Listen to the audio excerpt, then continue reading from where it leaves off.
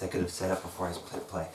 So I'm giving myself a little bit of a neck and head up here for this demonstration. So we're going to go ahead, and since we didn't review the other guard pass that we've talked about, I'm going to go ahead and do that now.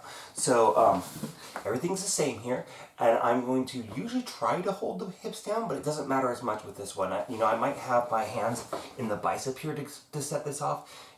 It doesn't matter for right now. I just don't want to be putting myself in danger if I can help it. So I'm going to come build my posture up, and I'm going to come this way, right? See that I've got a kickstand here, so he can't dump me this way. You know, if I need to, I can move this foot a little bit to prevent him from dumping me back, but that's also going to be relatively hard. The biggest threat I have here is him putting in the hook on this side.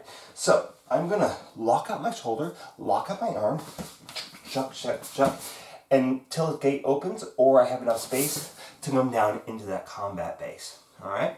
Now, as I pin this leg down, if you think about it, if I'm holding something like this and they pin down, I'm naturally going to be turning into him, which is going to be the position that he needs in order to defend this pass, right? He's going to try to start shrimping away.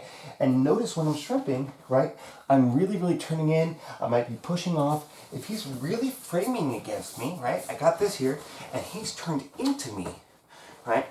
So I'm going to do this. I'm going to take this hand, and I'm going to underhook that arm and come around to the back of the neck. So you see, I've got the arm hooked here, and I'm hooking on the back of his neck, not the back of his head, right? And I don't necessarily need this to be particularly deep. Now, I want to have his arm directly centered on my sternum.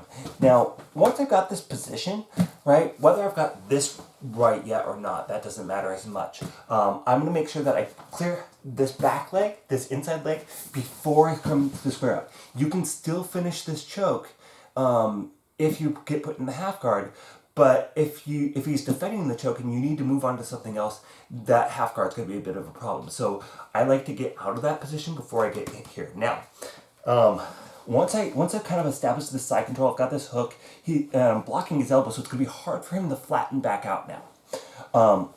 I usually am going to guide this arm between my legs and straight back, right? I don't want him to underhook on this side. There are still things I can do, but I don't want him to necessarily do that if I'm going for this choke. And I don't really want his arm way over the hell out here either. Because, again, I'm driving that shoulder in, and this is going to change the geometry of that shoulder and make it harder to hit. It's okay if it's close to this hip, right? But I don't want it way up here. So I usually like it between my legs, and I want to make sure that he doesn't post down, right? If he's got this little 90-degree bend in his elbow, it's going to be really hard to finish this. Now, this is pretty shallow. You can see I can just barely get my fingers in. I'm going to kind of point my palm back if I can help it. Again, I'm going to have a little bit more room to do this. I'm going to grab my bicep, and then I'm going to turn. Now, because I've gone pretty shallow, like this part of my wrist is what's going through, right? I don't necessarily have to get the high hook here. Now what I'm going to do is I'm going to draw my elbow back, and I'm going to lift this elbow up a little bit. So remember, the arteries are here and here, right? They're not on the back of the neck. So if I try to go, if I'm a little bit too deep here, I'm going to be basically putting pressure on the spine and the levator scap right here. So I really want to be just barely wrist in.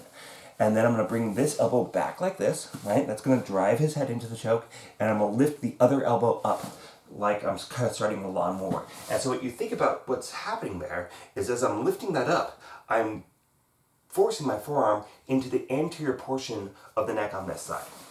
Now, from here, I'm going to start to sprawl out, right? And what I'm really trying to do is I'm trying to drive my weight down, so I'm driving that shoulder into this side of the neck.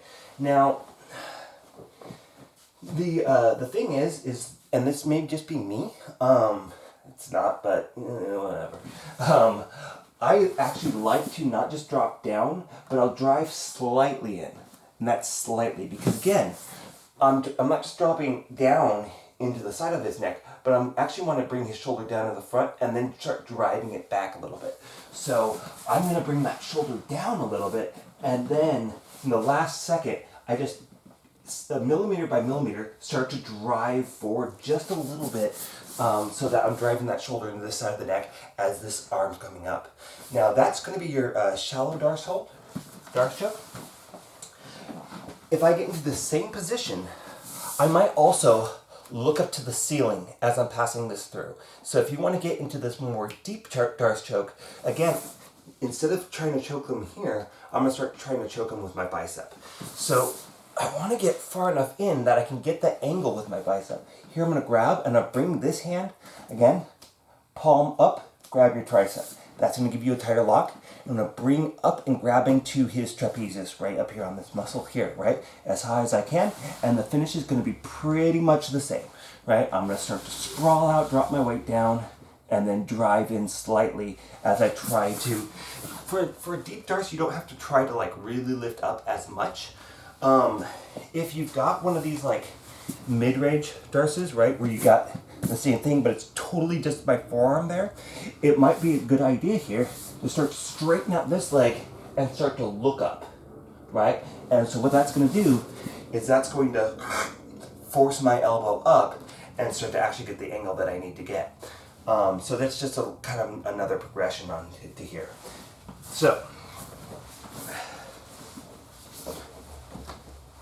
we covered 3 Darce variations, and really just kind of keep in mind the concept there of where I'm trying to put my pressure. So it's my chest driving that shoulder into his neck, so that's going to be the second half of the finish, and any type of rotation up or the depth that I put my arm in is going to determine where it's landing on this neck. And it's really, really about practicing that and learning what works for you, and then adjusting for the different size opponents you have, because a small guy, you might be in a different position if they've got a significantly smaller neck than a big guy. Somebody got an 18-inch in circumference neck, that's going to be different than somebody who has a 14-inch neck, right? So you just